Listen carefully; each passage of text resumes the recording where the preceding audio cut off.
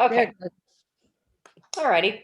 So today I am going to talk about 15th and 16th century books in Spain and in Mexico.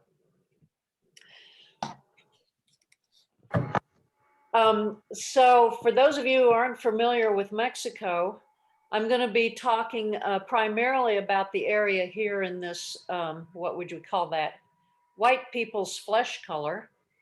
And a little bit down here in this upper aqua color, right in this area. This is the Mixtec area. And then this colored zone here is the Aztec area.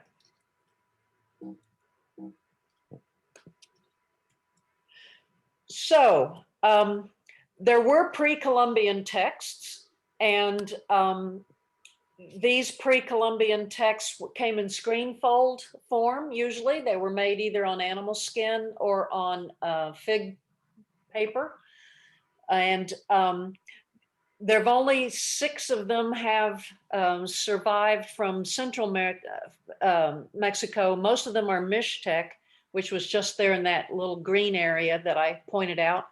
5 of them are Mixtec and 1 of them is Aztec. But you see they're pictographic, very rich in color, and there's a tremendous amount of symbolism. I mean, every leaf on a flower, every dot, every dot across the top, these are all important and significant in their numerology, and they never named their deities. They put insignia on them. So everything has a tremendous amount of information packed into them. Well, this is a pre-Columbian text called by the European name, the Xochitl Codex. It records, here's another 2 pages from it. It records genealogy, marriages, and political and military feats. You read these from right to left, from top to bottom. The Codex Borgia is probably the most famous of these 6 pre-Columbian codices, and it's a divination calendar book. It has a lot about Venus in it. The Codex Bodley is the least well known of these 6 codices, and it isn't very well studied either. The Codex Borbonicus is the only one of the 6 that's Aztec in origin, and this is also divination. Each page is devoted to one Trecina, which is a 13-day period. There are 20 of these, which make 260 days. And that's a human gestation period. So anyway, this divination calendar here, each month of 13 days has a deity over that month, and then each day has a deity and augury bird for each half day.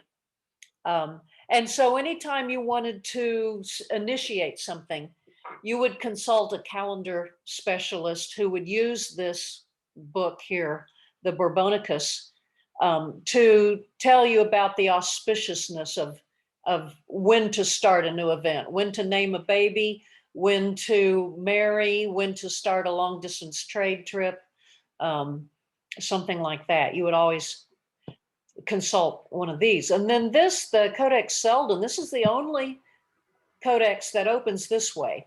The others open sideways like we're used to our books. But this is a fold out that is a genealogical and historical text. There were also books in the Maya area that the Maya produced, but there's only 4 of these that have survived from pre-Columbian times.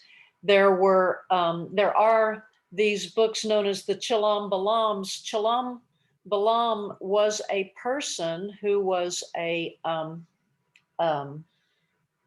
divinatory priest, and So these are divination books. Some of these appear to be post-contact. Some of them appear to be just pre-contact. Anyway, these 9 Shalom Balams have been preserved, and they spawned lots and lots of other Shalom Balams in the historic period too. Most Mayan towns have a Shalom Balam. Now, in Spain, books were kept in monastery libraries, such as the one here on the left in Prague, or kept in national libraries. And this French National Library here holds literally hundreds of Mexican codices that were produced after Spanish contact by native peoples. I'm going to show you some of those.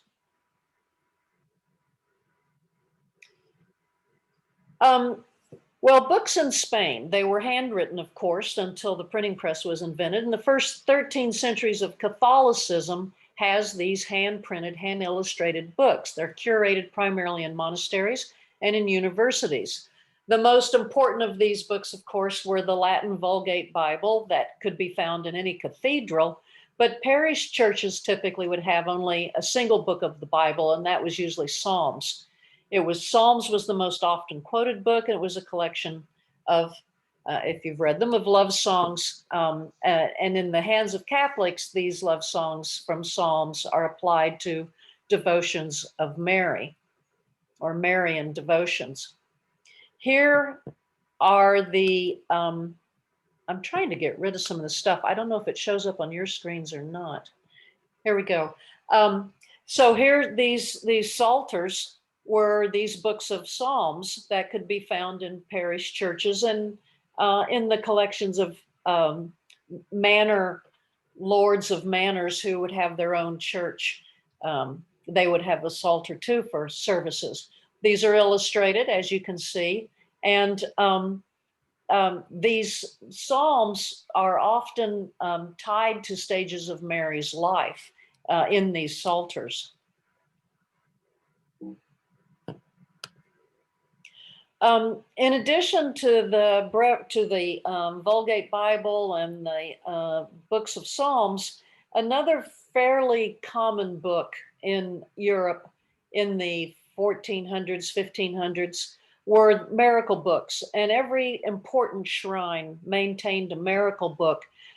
Every important shrine had a shrine keeper, and even unimportant shrines had shrine keepers. A lot of thievery went on at shrines. Somebody posing as a shrine keeper would take alms and disappear with them. But among the more important shrines, these shrine keepers kept these miracle books, in which were recorded miracles on the pilgrimage to the shrine, miracles at the shrine, and then miracles that are attributed to the saint whose shrine it was at some other point in time, maybe in a vision of that saint or whatever, after somebody had visited there. The most famous of these miracle books is that at Compostela, Spain, the Miracle Book of St. James. It's made up in the 1600s. It was made up of 5 volumes. The Book of Liturgies of Miracles, the history of how St. James' body managed to get from the Middle East over to northern Spain, and how Charlemagne and Roland came there and in northern Spain. And then I find interesting in the 1500s a guide for the traveler to Santiago, to Compostela. Well, books that were popular in homes of the elite, as well as in parish church collections, were the Book of Hours, the Ars Moriendi, and the Golden Legend, or the Flos Sanctorum, as it was known in Spanish. The Golden Legend was one of the first books printed with nearly 100 editions before 1500. And in the Golden Legend, then, which is approved by Rome, is the story of every saint recognized by the Catholic Church. So this book has continued to grow since 1500 as more saints are added to it. but the Golden Legend itself is pretty much the book as it was known by 1500. I think this is really neat. I've been trying to see if there's actually a scene, and I think there is, on the ends of these pages in the book. The Book of Hours was created for people who wanted to live monastic lives but couldn't get around to it, or couldn't devote themselves, or weren't accepted, or were married, or some other reason why they couldn't become monks and nuns. Third order religious orders were also people who, it's sort of like the National Guard. On weekends they were monastic, and during the week they weren't.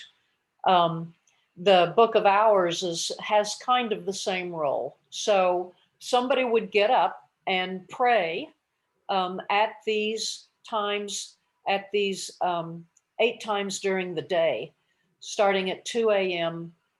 and ending at 7 p.m., about 7 p.m. when they would go to bed. So there would be sleep then from 7 or 7:30 until about 2 a.m. These are prayers that get said. And again, these are tied to Mary's life. So this is an essential book for Marian devotions. So at 2 a.m. is the equivalent of Mary's conception by her mother Anne, which was also an which was the Immaculate Conception. If you thought Jesus was the Immaculate Conception, that's not right. It's Mary who is the Immaculate Conception, so that Jesus could be born without sin. And then as you go through the day, you also then go through stages of Mary's life. So before retiring at Compline, you've got the Ascension of Mary into heaven. So here is a Book of Hours, 2 books of hours, in 1440, for instance, on the left, and a 1470 Flemish version on the right. So these are tied to hours of the day and to Mary's life.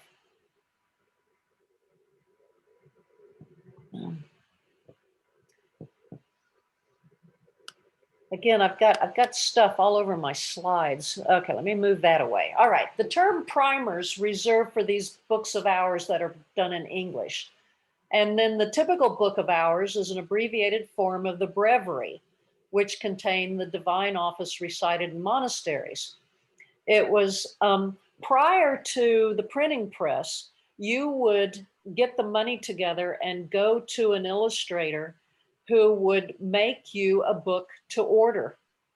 After the printing press, printers pre-made these in large numbers. And then when you came by to buy one, there'd be a couple of empty pages in it where you could write notes about your own favorite saint, or your own visions or miracles that you had witnessed, or whatever. Most of these 15th century books of hours have these basic contents: a calendar of church feasts, extracts from the 4 Gospels, mass readings for the major feasts, the little office of the Blessed Virgin Mary, 15 Psalms of degrees, 7 penitential psalms, a litany of saints, a set of prayers or an office for the dead, and the hours of the cross. These are Catholic language. If you aren't Catholic, you won't understand what these are, but you could look them up if you wanted. But anyway, so these are handbooks. These are guidebooks for how to sort of do Catholic ritual on your own. The Ars Moriendi books that a lot of people owned also was about how to die. It's the art of dying. It had 6 chapters in it, and the first chapter would explain why you should never mourn the dead. And in fact, it was even considered bad form to cry when somebody died.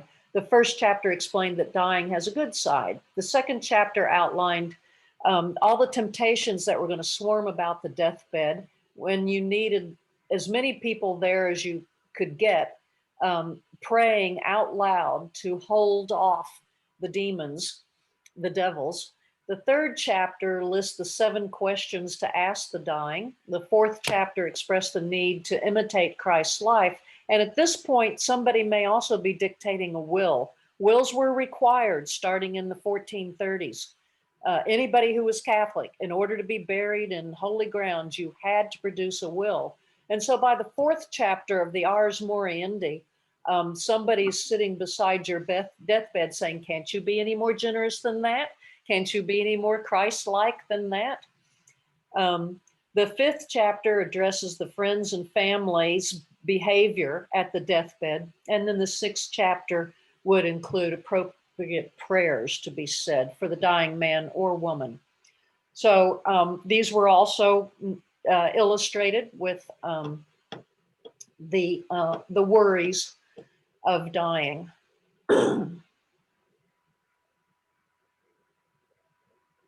Well, before the Middle Ages, several books were used at Mass, and gradually these manuscripts came to be collapsed into a single book known as the Missal or the Missal Plenum. Usually these are at parish churches in the hands of priests, but again, some wealthy families might own copies of these. From the 13th century on, the Roman Missal was the principal book used for instruction in Catholic rituals. And then the Council of Trent decreed in 1570 a specific edition of the Roman Missal, which became obligatory for use in the Catholic Church. So in the missionizing of the New World, we've got different missals before 1570 and after 1570 that are going to be used, which means there's going to be differences in ritual as well. The Council of Trent. So you've got the Catholics who are revolting, particularly in Germany, such as the priest Martin Luther, and they're complaining about indulgences, about the handing of high offices to their nepotism, about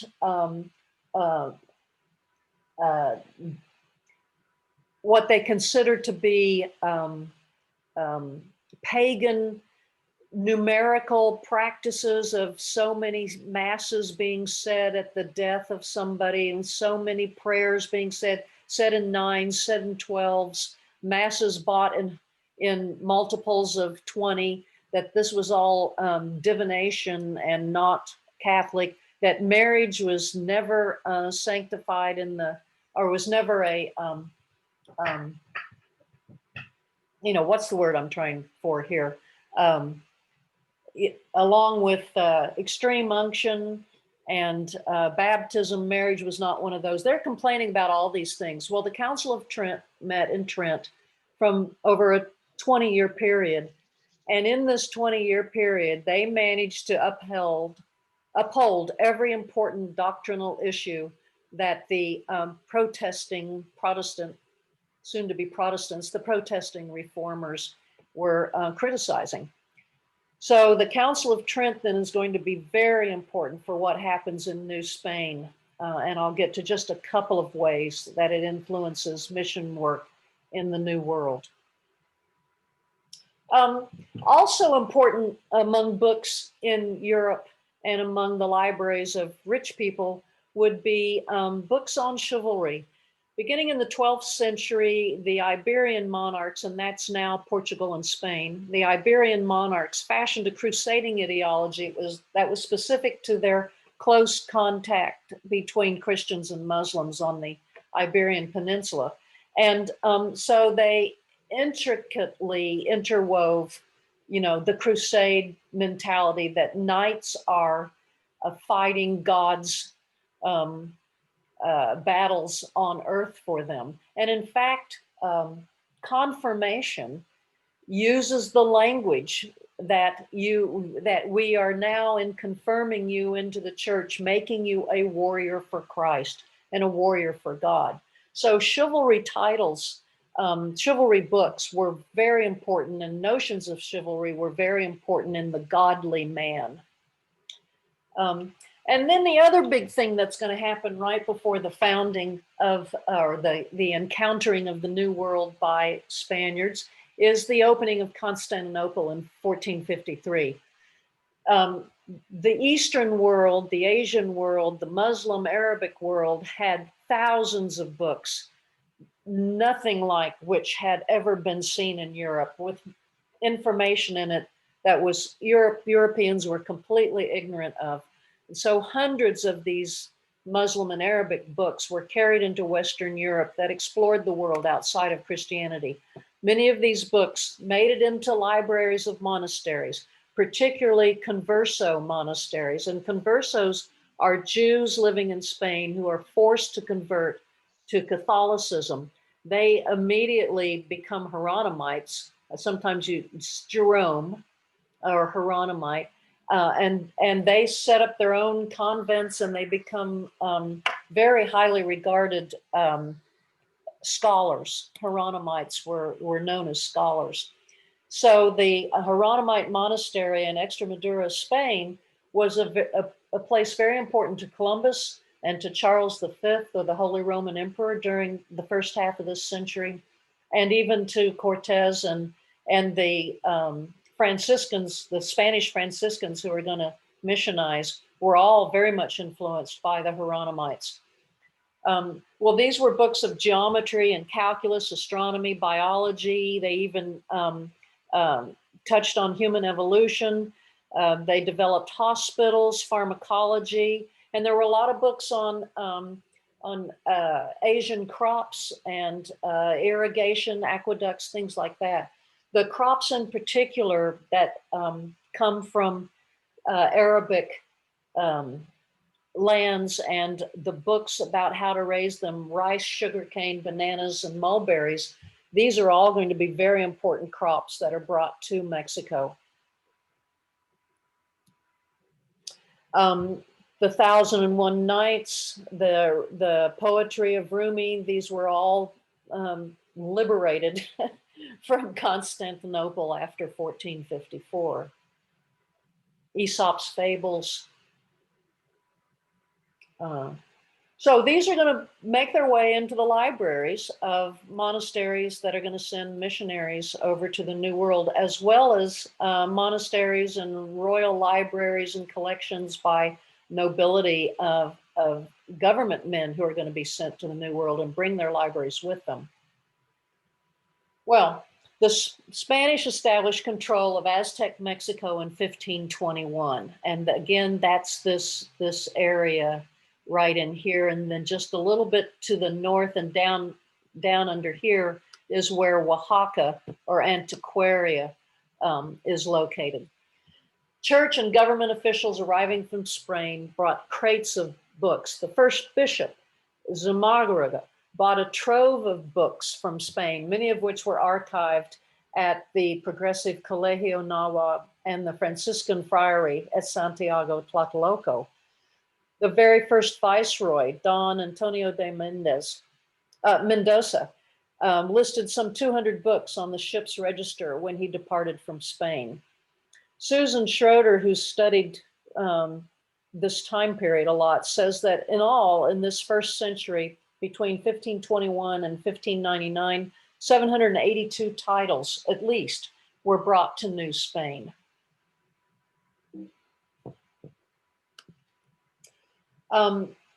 The mission field is given to the Franciscans first, and then very quickly on their heels, the Dominicans and the Augustinians.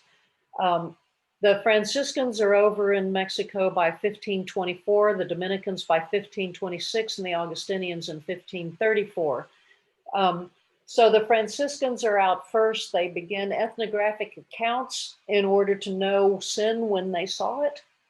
They began native language text production, including dictionaries. And I think it's important here, given our understanding of what's going on in the United States, where we have this history of immediately forbidding native languages in favor of English.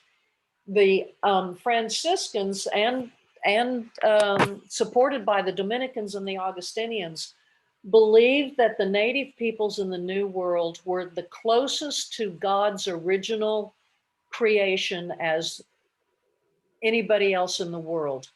They were the closest to God. So they wanted to protect the native peoples from the negative influences of all the other Spaniards. So they did not teach Spanish. They forbade Spanish to be taught. They undertook 3 different congregation programs where they actually relocated hundreds of villages of native people into native towns, and these native towns were called Indian republics. Spaniards were not allowed to live in native republics. They were not allowed to spend more than three nights in succession in the native republic, and no Spanish was allowed to be spoken in native republics. So they're going to begin immediately learning the native languages, Nahuatl being the Aztec language and the widest spread in Mexico, because the Aztecs had, conquered a lot of territory. So they spread their own language through to native government.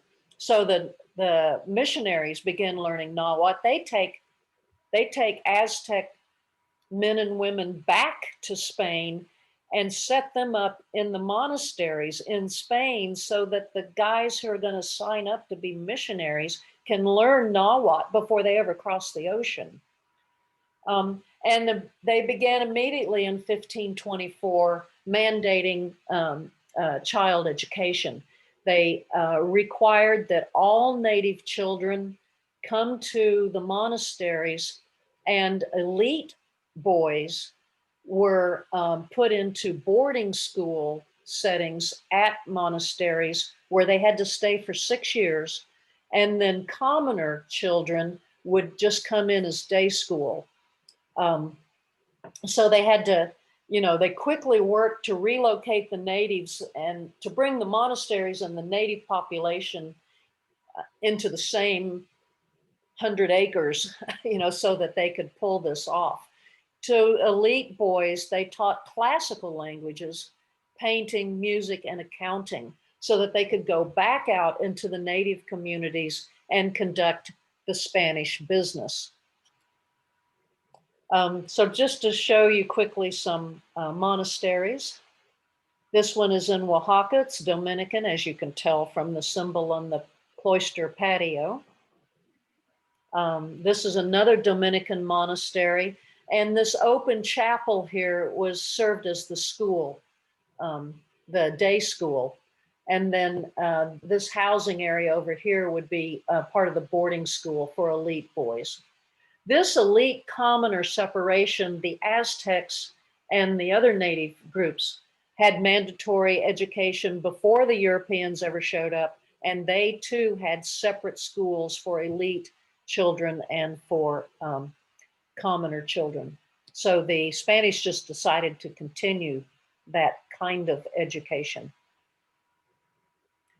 Well, numerous monastery libraries were often the recipients of Spanish individuals' libraries upon their deaths or departures, as a lot of them went back to Spain and they'd leave their books behind.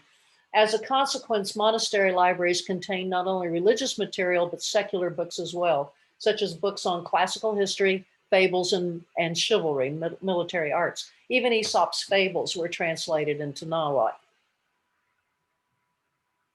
This is a college that was established in the late 1530s to train elite men to go into the priesthood. And so they were trained in Greek, Latin, Hebrew, and music. They were to be scholar priests.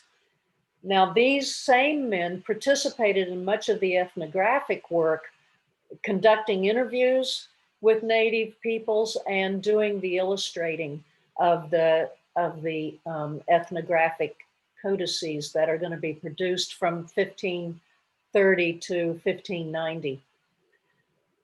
In spite of their best intentions, the first group of Franciscan missionaries had a lot of faith in both native men and women to enter the priesthood.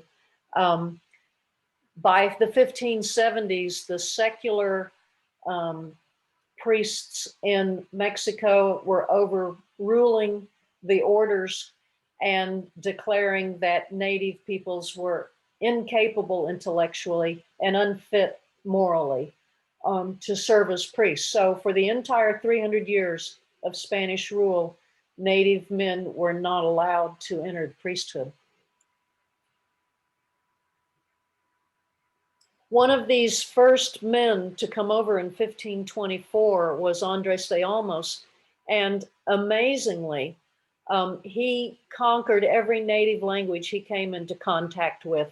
He produced the first Nahuatl grammar in 1547, which you see here on the right, the first Totonac language grammar before 1554, and the first Huastec grammar. The Huastecs lived north of Mexico City, the Totonacs east of Mexico City, and the Nahua had colonized what came to be Mexico City. He also produced dictionaries, sermons, and moralisms. These are 3 different language families. And this first one in 1547, no one had yet even produced a French grammar when he produced this one. The very first book printed in Mexico in 1537 was the Ladder of Divine Ascent, or the Ladder of Paradise. It was an Eastern Orthodox Christian text written around 600 AD. And for some reason, that was chosen to be the first book printed.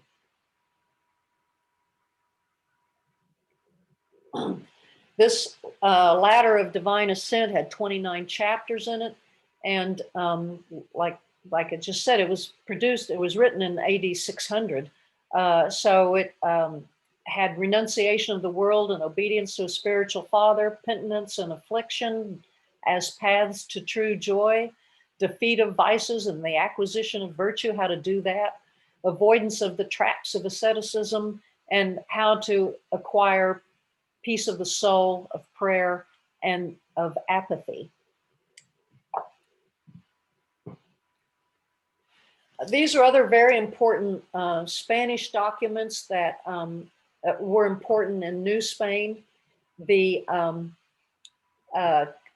confessional text and penance text of Martin de Azpilicueta, and then a man named Castanega's 1529 work on works of superstitions and witchcraft, which almost translated into Nahuatl in 1553. And the Inquisition, the Spanish Inquisition, relied heavily on this book in the Spanish version. They were not interested in the Nahuatl version.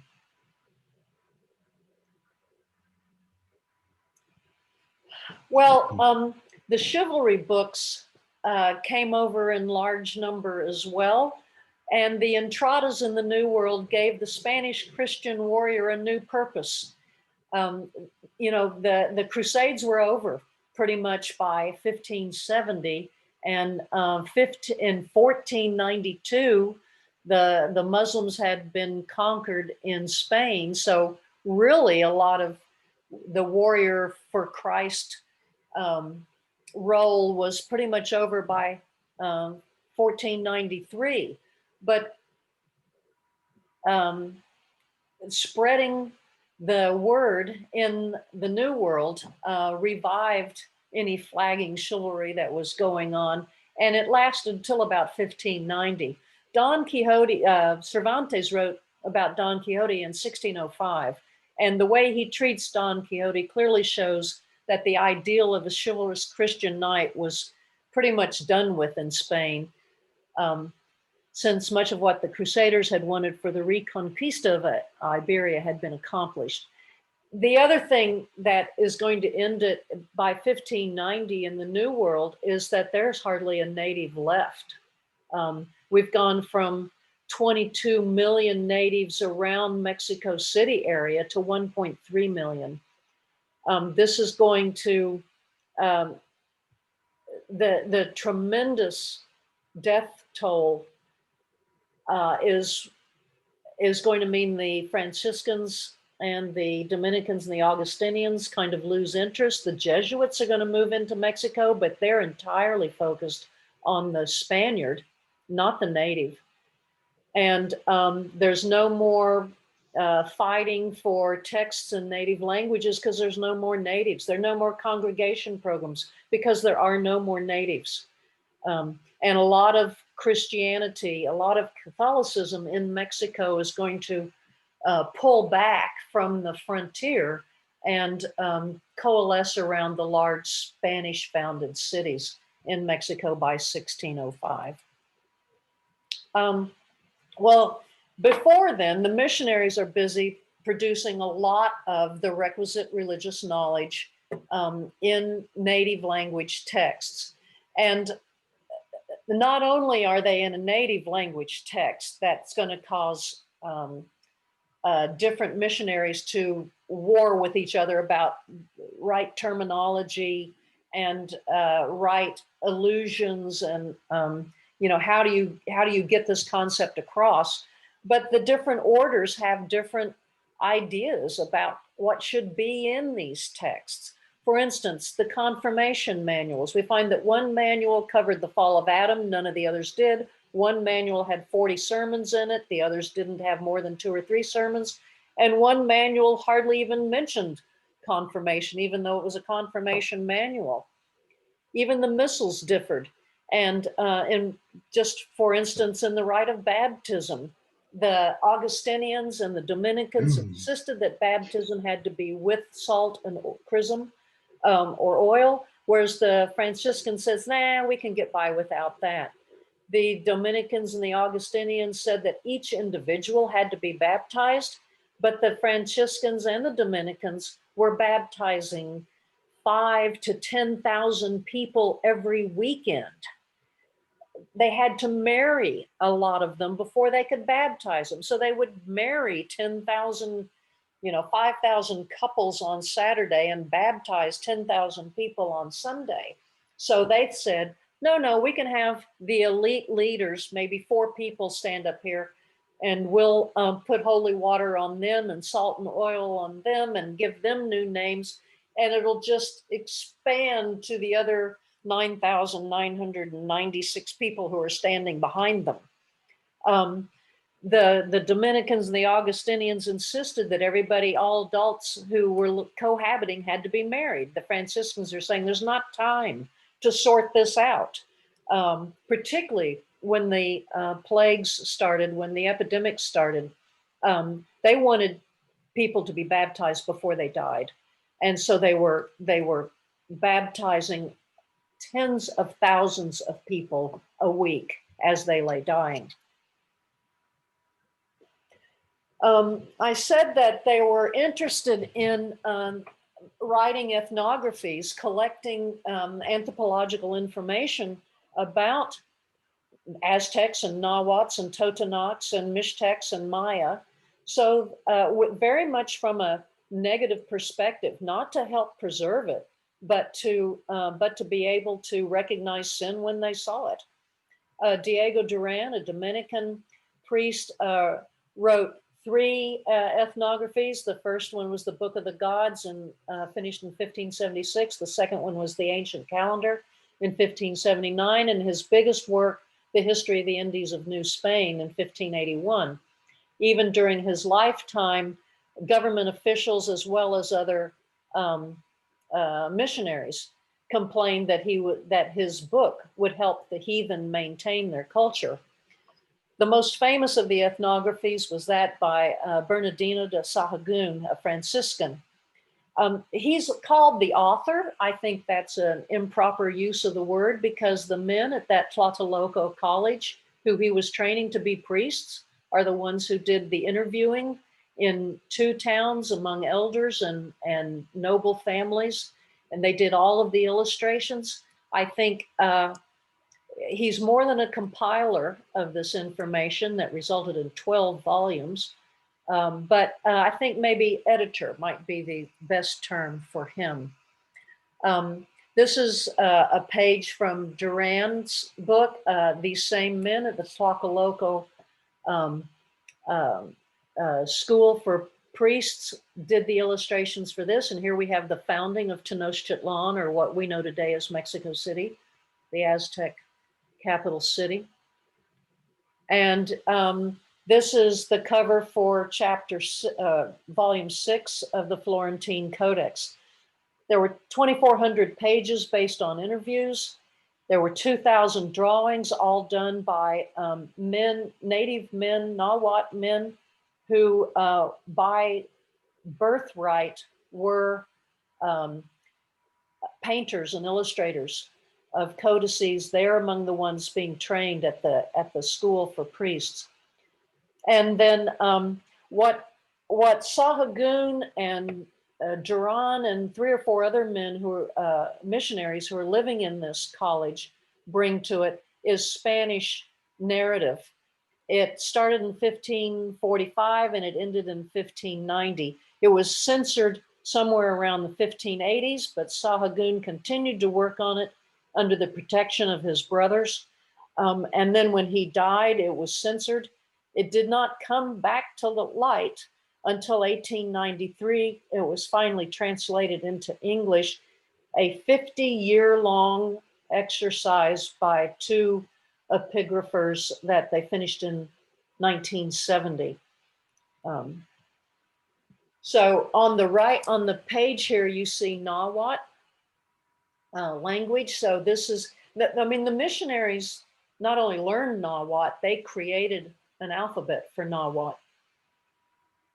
So the Florentine Codex has everything in Nahuatl, and then on the right side of the page, and then on the left side of the page, this handful of about 6 Spanish missionaries translate everything into Spanish on the left side of the page. Well, with every educational enterprise, there's censorship. And the Franciscans had their own history of censoring their own texts.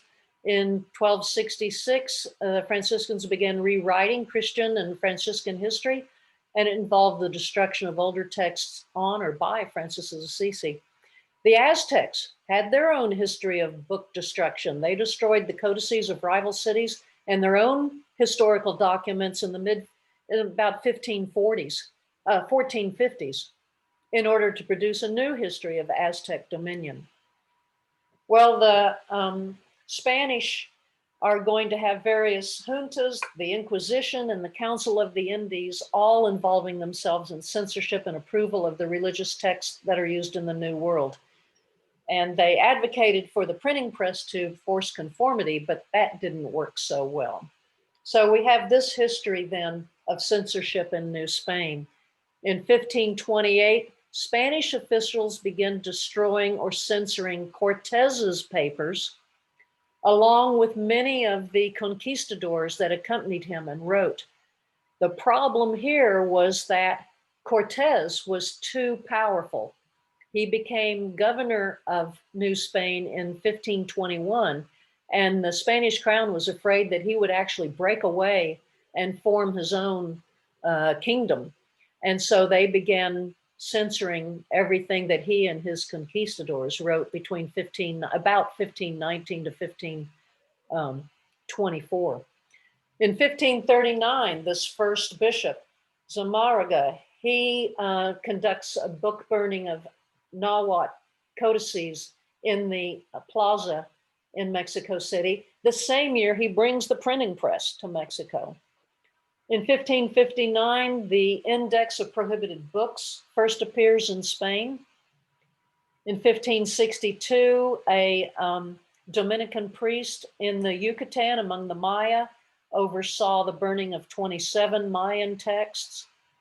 In 1580, a Franciscan brother known as Mendieta, all of his writing was prohibited because it contained unsound millenarian Jacobite ideals, and which the church had moved away from in the course of the century. And it also suppressed Sahagún's Florentine Codex. But he, like I said, he continued to write, collect and write and transcribe under the cover by his brothers in the monastery until his death in 1590.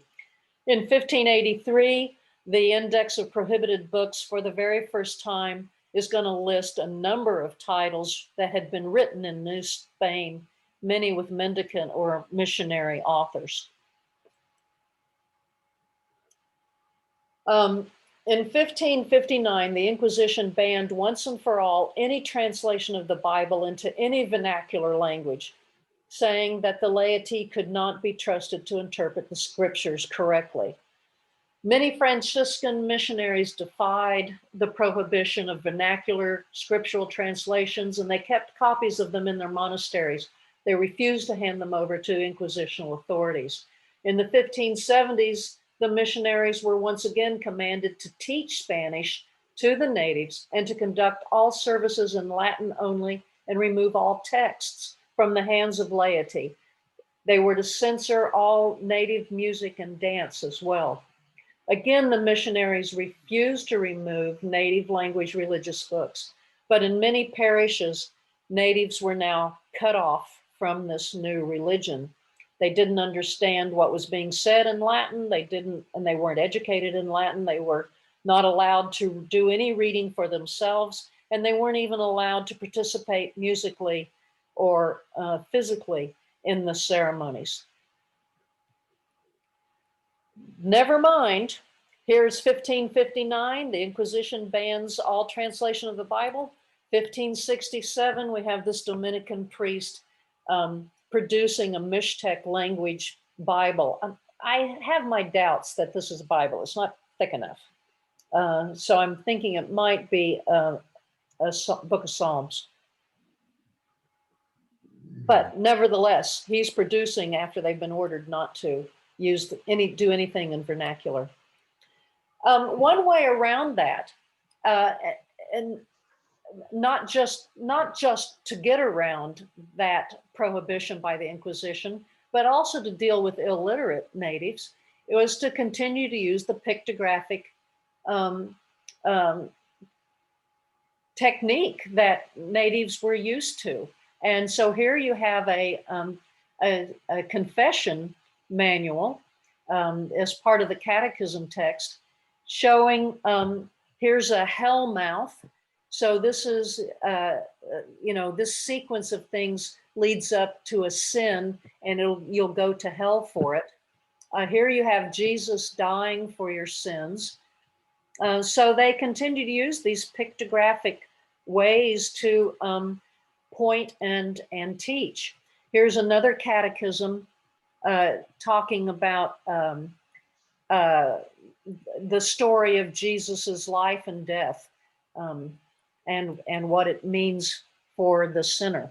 This is in, there's Nahuatl text in cursive above these images.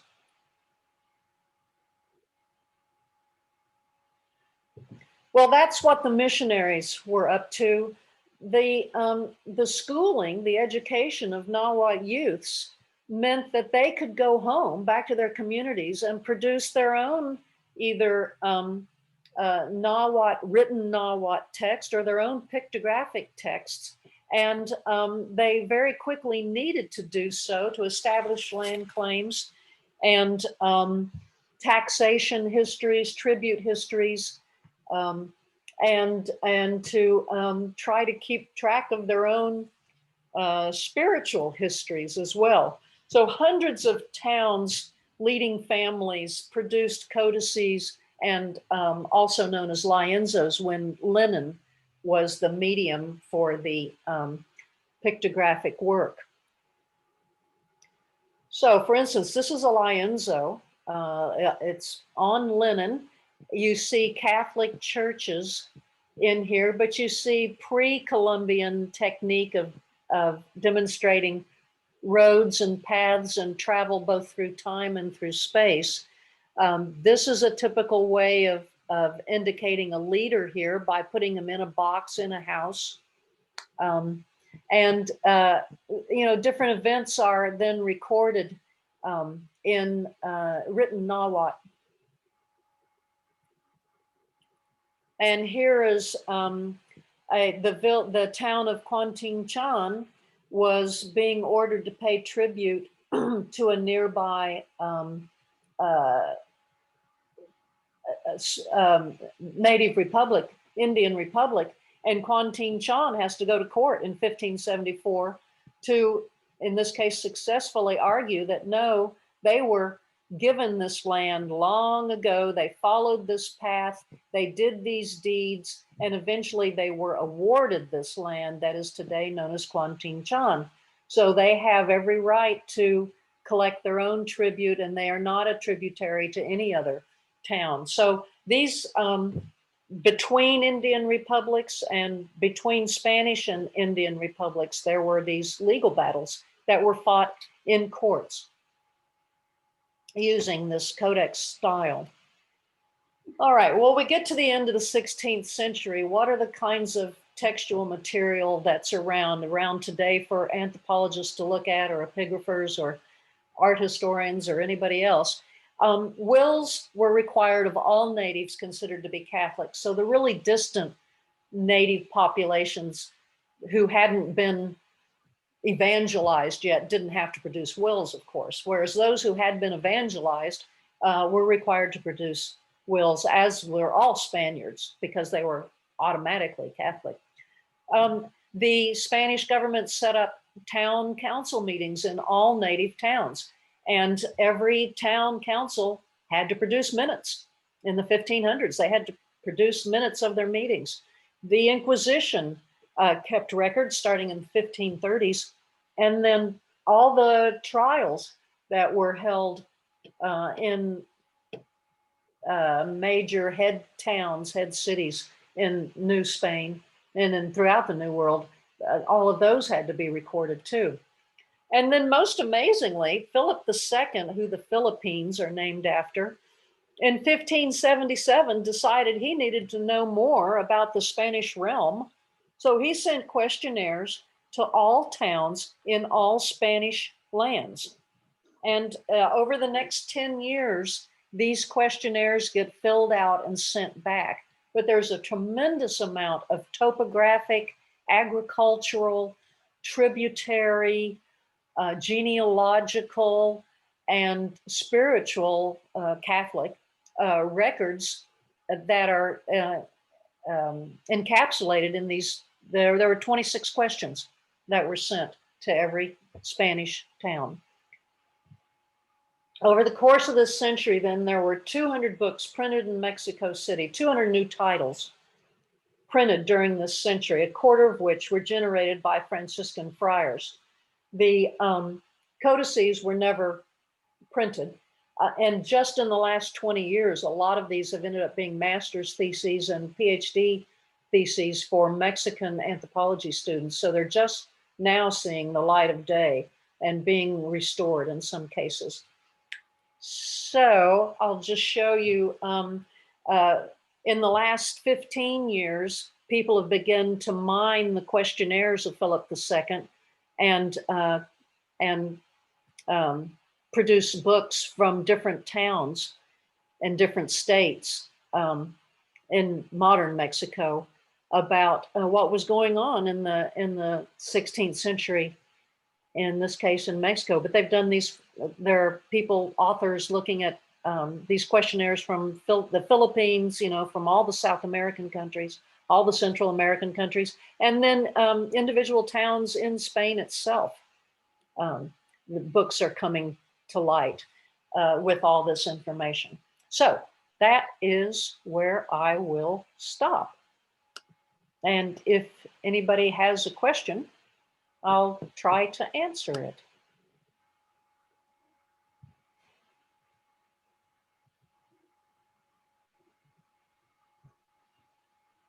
How difficult was it for you to find examples of these codices?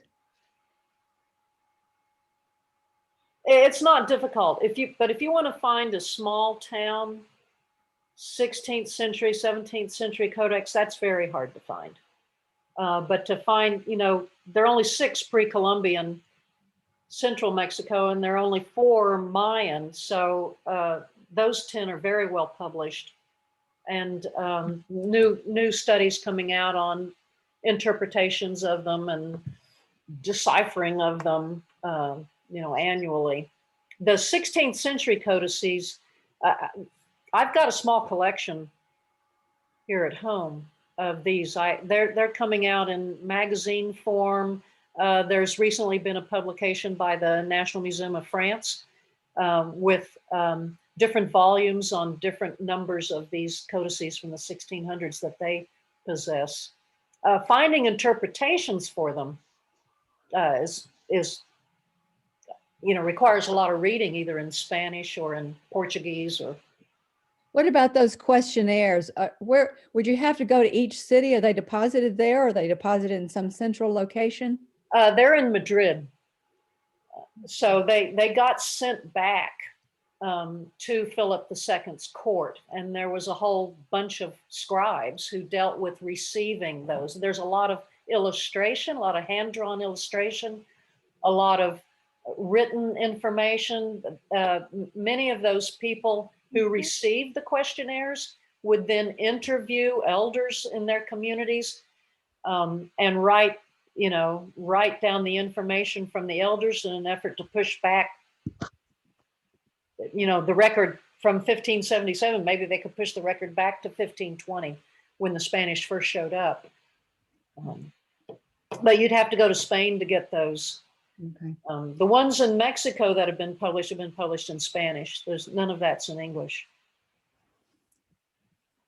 Is this talk from your book, your recent book? A little bit. Is your book actually out? Is it published yet? No, it's going to be another year. Oh, really? before that's up. Or are these the books that you based your research on, rather than? Somewhat. Secondarily, I mean, I'm based a lot. What they're referring to, folks, is a book that Laura Ammon and I have done on 16th century religion in Mexico. This is, I guess, the third talk from that project that we have given to High Country Lifelong Learners. So there's plenty of information in that book, secondary information, where we've relied on people's studies. We have not done original interpretations of those codices. That's beyond my linguistic and epigraphy skills. Cheryl, I have something. Uh-huh. I'm fuzzy on the history of all of this, I'll have to say, but tell me what ended the 300 years of Spanish influence, and what influence did those 300 years have on the inhabitants of those lands? The Mexican War of Independence. So you get a bunch of largely more mestizo population who really hated how all the land was in the hands of Spaniards, and people who'd come over from Spain and never ever integrated themselves with the native population, at least not intentionally or not legally. And so just the same reason why every country went for independence. The outsiders were extracting the resources and the finances, and they were going to somebody else across the ocean, and not enough representation of smaller populations, and so all the reasons why countries go through independence movements. So there was a war, to Yeah, lasted for 10 years, 1810 to 1820. And then immediately men were allowed into the priesthood. Native peoples were allowed into the priesthood, and mixed blood individuals. The influence, the die-off was so severe in the 16th century that the Catholic Church really did pull away from rural Mexico. And so the influence has been, the kind of conversion that you would imagine it would be for people living in cities, that they all consider themselves Catholics and Catholicism is, they'll resist Protestants and Mormons and Mennonites and all these other groups that try to evangelize, very proudly Catholic. But you get rural and you get largely indigenous population, and they're still, because they were basically left alone after about 1580. They've managed a really creative mixture of Catholic and pre-Catholicism practices that Catholicism's always been a collection of cults, and that's no different in Mexico. It's just some of them are much more striking than we find in Europe.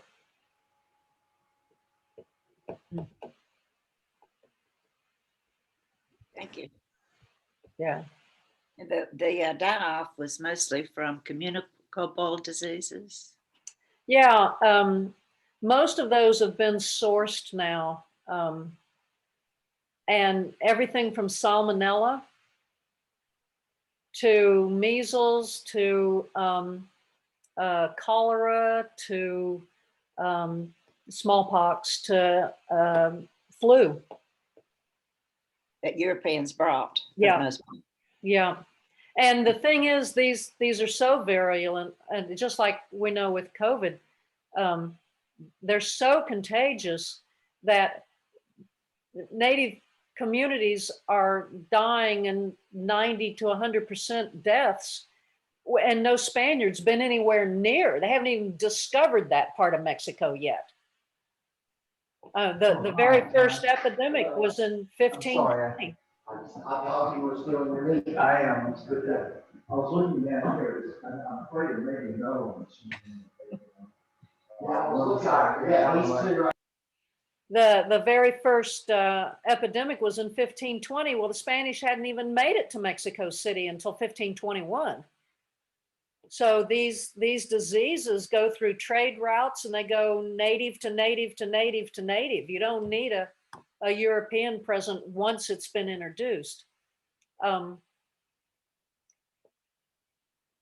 it took, there's very little in the way of epidemic diseases before 1520, even though Europeans have been coming over since 1492. And the difference is from 1492 to 1520, it took longer to sail the ocean and get to the Indies than these viruses lasted. Well, once they got the travel lanes mapped and could figure out currents, they knew the currents and everything, the time it took them to get from Spain to the New World was short enough that infected sailors were still ripe when they set foot on land.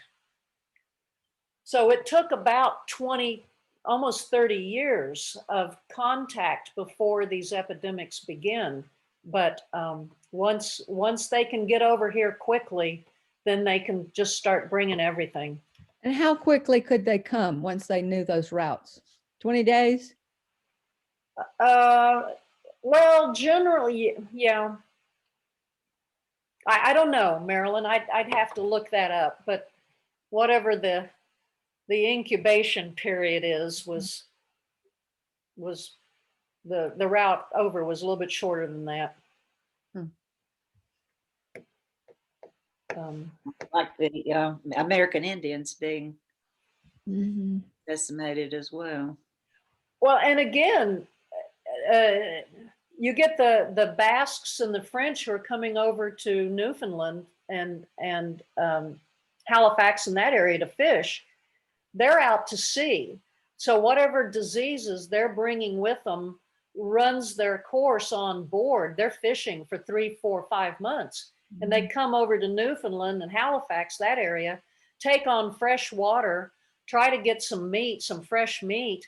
They interact a little bit with native men, not a lot. And they're not carrying any diseases because they're fishermen. But once fur trade is what's motivating the contact. Again, they're coming over from France and England and Germany to New York and that area as fast as they can get here. And then interacting with Native women in sexual and rape situations. So they're contagious, and they're, in very close physical contact with Native people in a way that they weren't for the first almost 100 years of contact up in the New England area.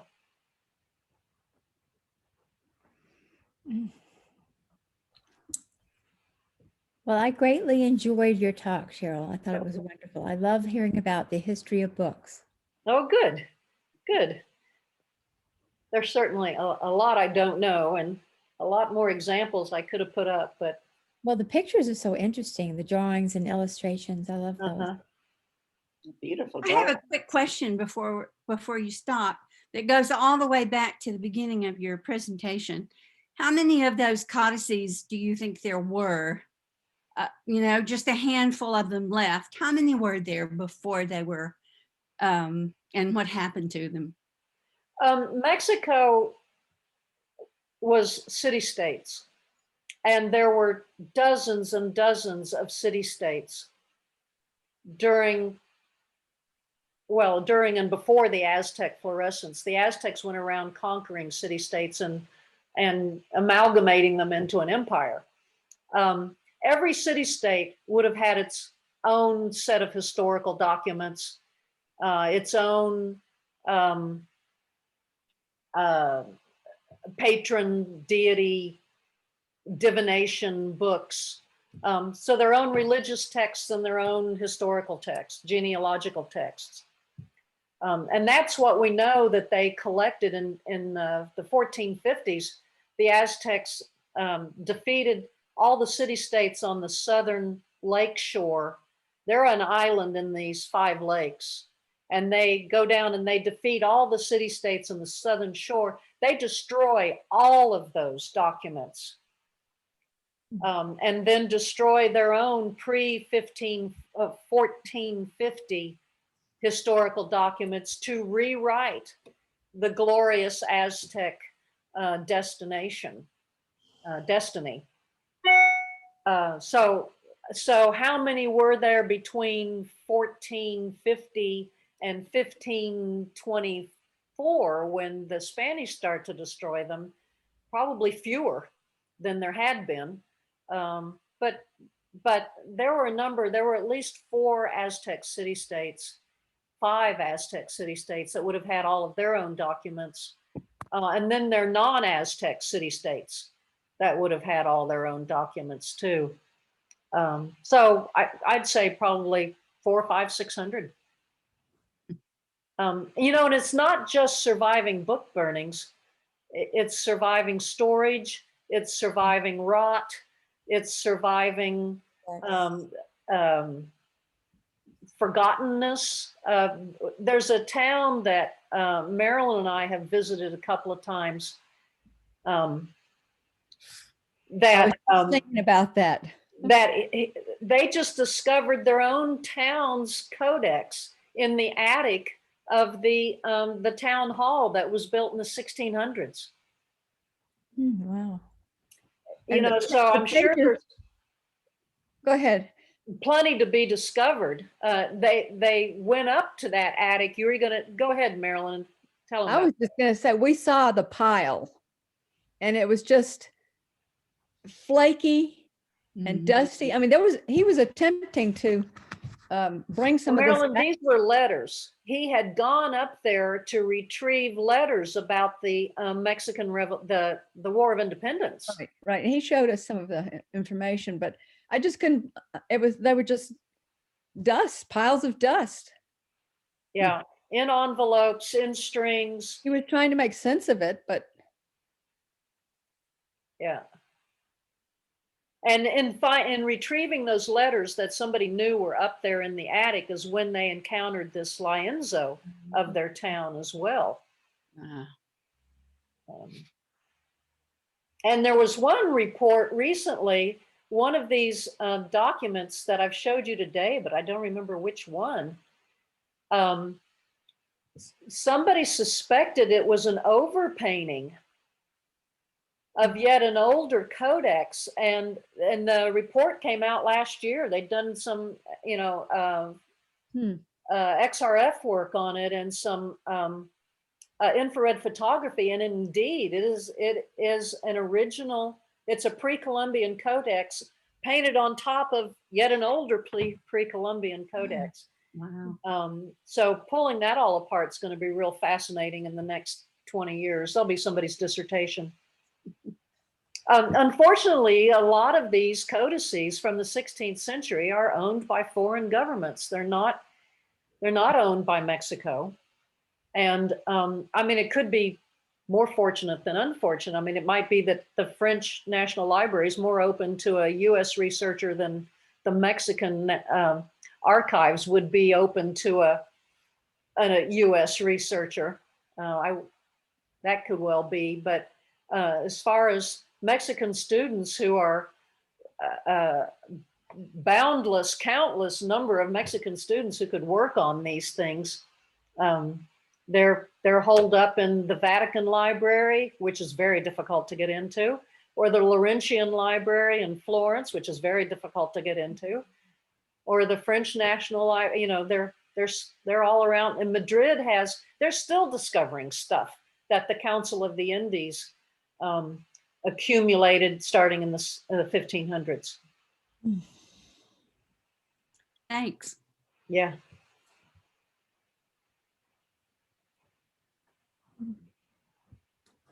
Well, I thought somebody might ask about wills. When Castile and Leon started defeating the Moors in Iberia, they were concerned about how, when they would defeat them, they would say, you've got to convert. So the Moriscos are the word for Moors who convert to Catholicism, and conversos are the Jews who convert to Catholicism. And because true Catholics were always suspicious of Moriscos and conversos, all Catholics had to be buried inside of church walls or inside of walled church graveyards, starting in the 1440s. And one of the ways you had to prove that you were a true convert was the church started requiring wills. And in these wills, you start giving all of this away, all your wealth, all your property. And that's how you proved. And you've got to throw a parish church in there every now and then to prove that you are indeed a convert. So wills become mandatory by 1470 throughout the Catholic realm. Well, Spain understood conquest to mean simultaneously acceptance of Catholicism. So every native in towns that Spain considered to be within New Spain was automatically a Catholic. You didn't have to convert. You had to educate. Gosh, what's the word? Whatever I'll think of it here in a minute. You had to educate these baby Catholics. So they when they died, immediately they had to have wills, and they had to have churches so they could be buried inside the church floor, the church wall, or maybe out right outside the doorway in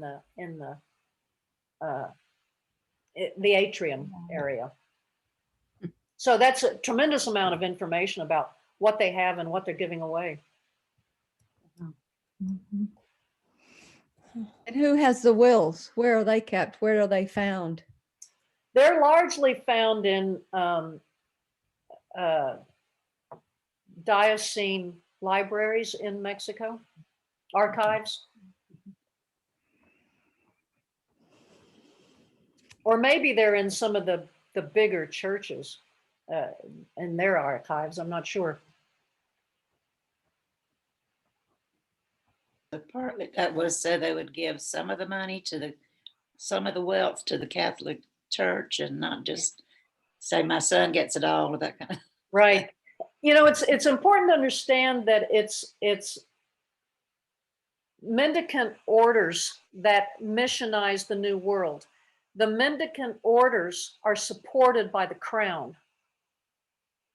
Parish priests are not mendicants. They're not monks. They're not friars.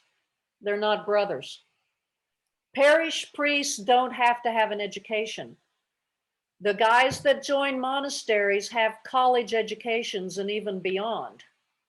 All right, so the parish priest is supported by tithes. Mhm. So you get the mendicant orders coming over with royal support. The Indians aren't having to pay any tithes. And then but in Europe, parishes are run by secular priests. And so there's immediately this contest between the mendicants and the parish and the seculars. There's this tug of war. Bishops always are, secular priests answer to bishops. Mendicant monks, those guys don't answer to bishops. Bishops answer to archbishops. Secular priests have to deal with archbishops. Mendicants don't have to deal with any of that hierarchy. They are their own separate religious entities that the Spanish crown endowed to do all this missionizing. So, and they had this history of being educated, particularly being educated. The Dominicans were very adamant about being educated in the language of the people who you're missionizing. And so they had the first schools of theology and the first schools of language. So they come over here prepared to know the native language. The secular priests start coming over in the 1530s, and there are more and more of them. We get the first bishop in the 1530s. He's annoyed because none of these mendicants have to listen to him. They can build a church wherever they want to build a church. He has no control over them. And then the seculars start coming in. They have no support. They need the Indians to tithe to them. And the mendicants are saying that they're totally poor. They have nothing to give you. You can't possibly turn these churches over to seculars who have no language training, have no interest in the native population, have all kinds of bad reputations. They're the ones who are committing all the sex crimes in the confessionals. They're the secular priests that are getting called before the Inquisition because they're doing all kinds of wrong things. So by the end of the century, the mendicants have been ordered to turn over everything to the seculars. So there's no need for native language text because no secular priest knows the native languages. Not only that, but they're all, the Indians are all dead, and seculars are only interested in urban sorts of settings. They're not interested in rural. So it really changes things, and Indians are starting to have to tithe by going into the 17th century, into the 1600s.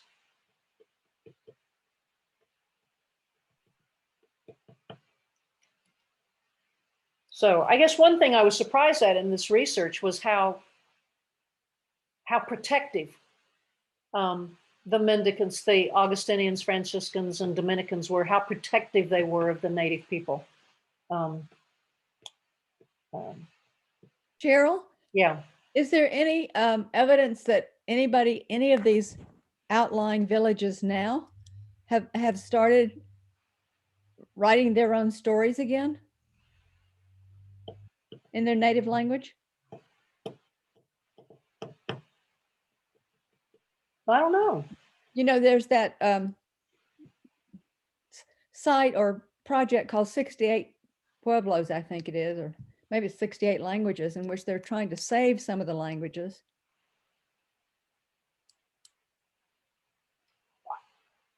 usually, at least in this country, those language salvation programs are about spoken language. So, you know, and you've got religious groups like the Mormons who are running around trying to come up with vocabulary, you know, try to come up with script and characters for making written languages. I don't know. You know, there's a lot of all the archaeological sites that Mexico runs, they all have native language texts, and I'm sure the only people who can read the native language text are the anthropologists work in those regions. I mean, they're Nahuatl. There are over 2 million people still speaking Nahuatl in So you Mexico think- today, you think but that, they're not literate. Take a little village, San Augustine, where they speak Nahuatl. They're learning Spanish at school, but do you think they also know Nahuatl? Do they not? Are they not writing Nahuatl? No, I don't think they're writing Nahuatl. But they're learning in Nahuatl. Yeah. The other thing is the 15th, 16th century, 1500s Nahuatl is called classical Nahuatl. And, you know, it's evolved. It's continued to evolve. It's picked up a lot of Spanish words and vice versa. So these signs that are at archaeological sites and historical sites in Mexico are written in classical Nahuatl. They're not written in contemporary Nahuatl.